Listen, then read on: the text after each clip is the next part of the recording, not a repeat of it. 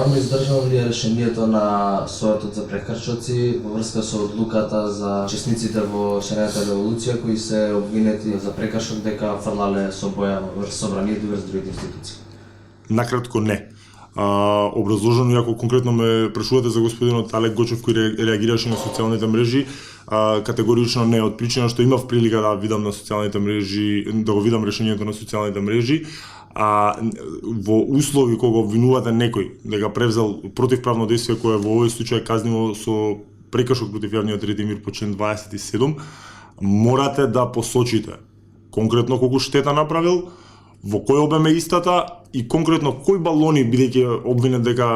фрлал балони со боја према собранието, кои балони на кој дел од зградата направиле штета. Се друго е квази постапка. Проведена ли е селективна правда со оглед на тоа дека дел од учесниците, односно ете конкретно оние кои влегува во власт или пак кои станаа пратеници, не се казнети, додека пак другите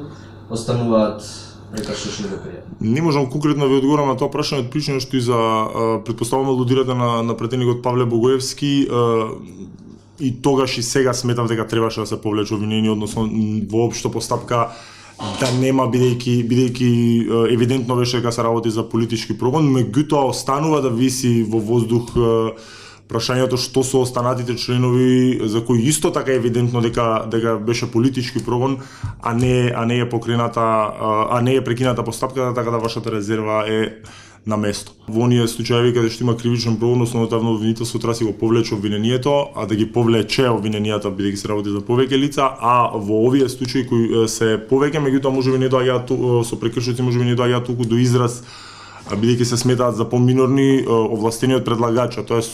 секторот за внатрешни работи Скопје при МВР одделението за прекршоци, да ги повлече барањата за поведување прекршочна постапка, што е и многу полесно бидејќи нема таков тип на трошоци како во кривична постапка.